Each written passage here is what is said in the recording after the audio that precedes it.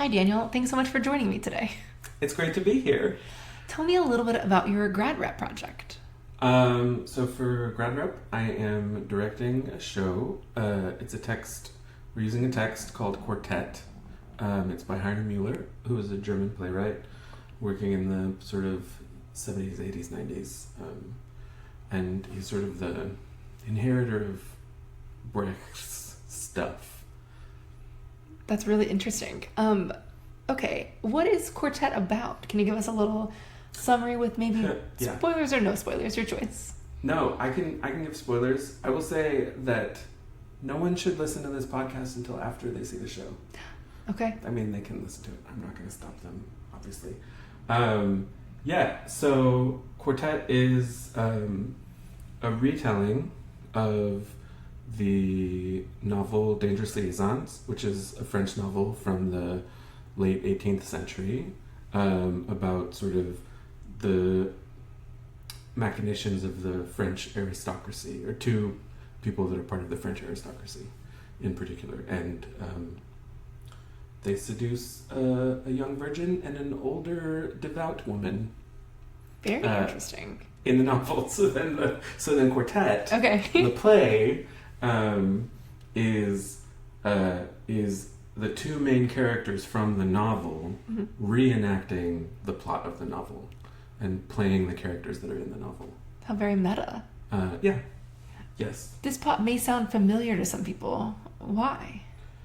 Because it has been made into a movie several times. Perhaps people have seen Cruel Intentions, starring Ryan Phillippe, Selma Blair, Buffy the Vampire Slayer, Sarah Michelle Gellar. And the most famous version of Dangerous Liasons is probably John Malkovich and Glenn Close. That makes sense. Yeah. Okay, well, I have a feeling that even if someone's listening to this before they come, there are still some things that we'll talk about later that will make it really exciting for them to see the live version, even if they know all of the plot points. Yeah. Before we jump into that, do you mind? I skipped right into your grad rep piece, but you are doing a PhD here at Stanford. I am. Tell me about that process. Whoa. Actually, more specifically, can you tell me about what is the work that you're doing? I know you haven't picked a dissertation focus yet, of course, but what are you exploring? So I come from a pretty practical background in terms of like theater practice, but a lot of what I do involves technology of some kind, and so what I'm most interested in writing about and researching while I'm here is how performance and technology get along, and then also how algorithms or what it means for algorithms to perform, but then also how performance might be read as algorithmic. Very cool. Like rules-based performance. Okay. Games. Perhaps you've heard of games? I have. So games are algorithmic performance because they're a set of rules that determine a performance that happens in real time. Oh, I love this. That is also different every time it happens. This is part of what's really exciting about being here, is getting to have conversations where you're like, I've never thought about something in this way. Yeah. You also have your MFA. I do. What was your MFA in? My MFA was in, so at the time, the program was called Video for Performance. It's essentially a projection design program, but the program has since become interactive media for performance. So it's sort of, and that transition was happening when I was there. So it's sort of half projection design, but also design for VR, design for gaming and things like that. So anywhere that like video technologies intersect with performance, that's what that program was. Wow. And it's still around. It's at CalArts. Yeah. It's a great program. It sounds it. And it seems to be really the thing that's sort of driving a lot of your work and exploration right now. Yeah, that's true. Yes, it still is. Okay. Well, I love that. And so you've told me a little bit about this, and I'm excited to get to hear again, as everyone else is listening, maybe for the first time. Yeah. What is the technology like in Quartet that you're incorporating? So Quartet, because the text of Quartet is so much, I mean, it's about a lot of stuff, but because the text of Quartet is so much about performance and inhabiting other characters, so performing yourself versus performing other characters, what I wanted to do for this is have the physical performers control digital avatars. And so the way that we're doing that is through live motion capture. So if you've ever watched like a behind the scenes of like the Avengers, everybody's always wearing like those suits with lots of balls on them and like moving around. So we're experimenting with markerless motion capture so that the performers won't have to wear fancy weird suits. They'll just wear their costumes. And while they're performing on stage, there will also be a projection that is their digital avatars sort of doubling their performance. Wow. So the digital world will be where the action takes place, but the audience can also watch the physical performance as well. Okay. What is it like to rehearse a piece like that? It is complicated. It sounds it. Tell me more. Yeah, so what we did first was rehearse and block the play with the actors as though they were just going to perform the show. Okay. In like a traditional theatrical staging. And then we separated them and had them reproduce all of their blocking without physically interacting with each other, so that only their avatars are interacting. And so we'll see how it goes. We still have a few weeks. Yeah. Wow. What other design elements are you incorporating? That's interesting. So I don't know that you would call this a design element, but I think part of what we're wrestling with, or part of what I'm thinking about with this show, is how a text moves through time. Mm-hmm. And so the text of Quartet itself is already kind of gathering material through time, right? It's an 18th century novel that has been rethought by Heiner Mueller, but it's also gathering these other there's so many allusions in the text. It's gathering all of this temporal like detritus. So when you deal with that text, it's always going to be something different. And so in addition, here's a surprise, in addition to the physical performers who are controlling the digital avatars, there's also video documentation of two other performers I worked with who are performing the text not with digital avatars, but with a video screen where they've composited each other, where they are composited together. Wow. So it's a different kind of... So there's two different kinds of relating to the digital image. Yeah. The digital image of the video image, but also the digital image that's the like avatar world. Oh, I love that. So there's, Okay. Temporal detritus is maybe my new favorite phrase too. So that's just something I'm going to walk away from with today. Yes. Okay. So this play that it was written in the 18th century, it's a novel originally. It's a novel, sorry. Yes. Yeah. Epistolary, I think. I haven't read it. I shouldn't admit that on the podcast, but I actually have not read Dangerous Liasons. It's okay. It may be better that you don't. I think yes. I don't know. But why did you choose Quartet? Oh, that's a really interesting question, actually. I'm interested, I think, just in general, in texts that kind of push certain boundaries a little bit. And I think this text is transgressive in certain ways in terms of like what it's saying about sexual politics, but it also feels a little bit old-fashioned in the way it deals with that stuff. I think it poses a lot of interesting questions. Yeah. And it also feels a little bit like yucky. And I think that there's always something interesting about working with a text that you're not sure about. And also just some of the language is just really interesting. The language is very thick.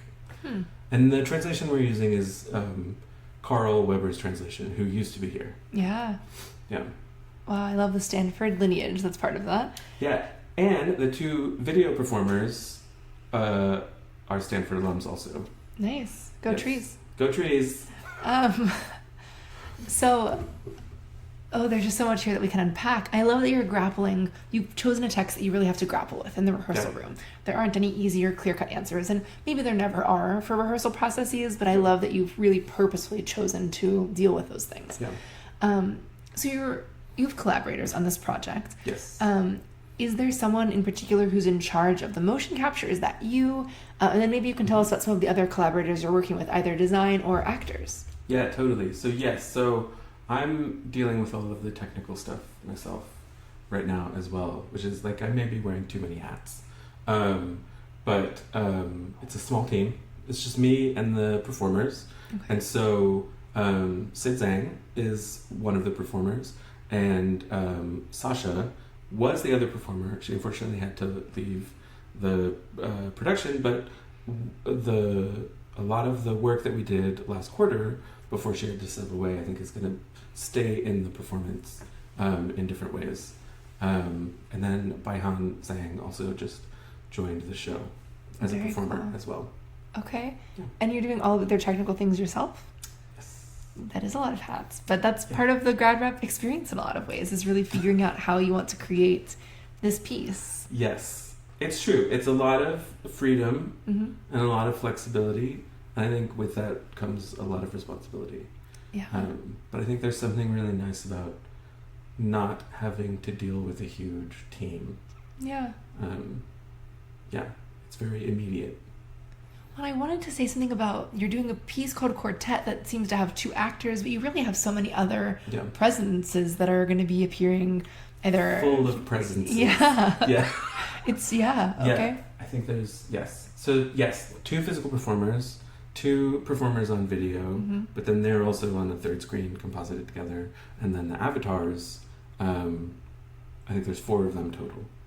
Wow. So the avatars are inhabited by the physical performers by turns, basically. That's really cool. Yeah, it's interesting. I can definitely say I've never seen anything like this. I'm especially excited to check the piece out. Yeah, I'm excited to see what it will be in 3 weeks. For sure. When we do the show. Yeah. So exciting. Well, let's see. Okay. At the end of this piece, is there something in particular that you want the audience to walk away thinking about or feeling? Yeah,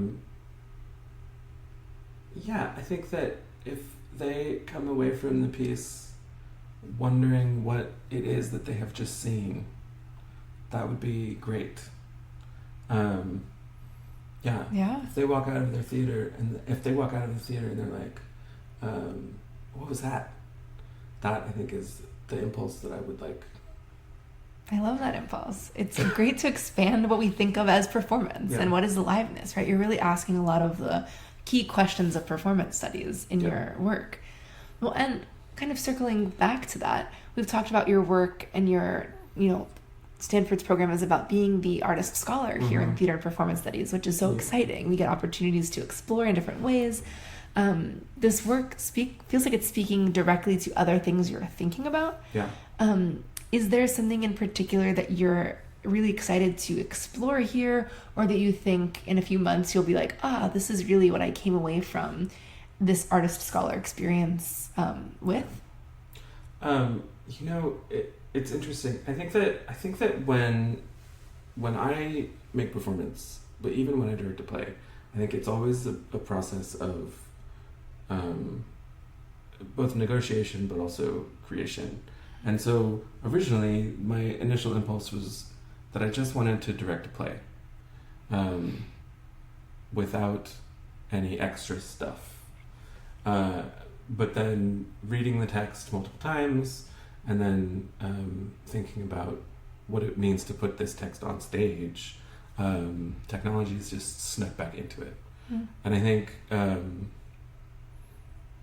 that's partly because of that's particularly what I'm interested in seeing on stage, right? How these technologies affect what we are doing in performance.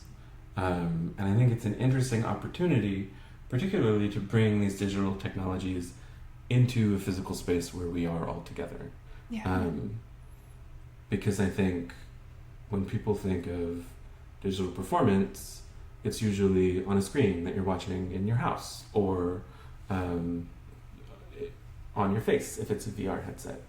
But I think there's something very interesting about bringing that experience into a space where we're all watching it together and we're watching it be created together. Definitely. Yeah. Well, and I love you just said something that I didn't realize, is that you chose the text before deciding to do motion capture, and so you were reading the text, and this sort of sparked you as the way to bring this to life, which I find as a director a really inspiring and exciting thing to deal with. Yeah, I think when you deal with a text, particularly a text like Quartet, there's an openness to the text that sort of allows a multitude of producing it in actual matter. Yeah. And I think being open to that process has been really important to me. Definitely. We've talked about a lot of things.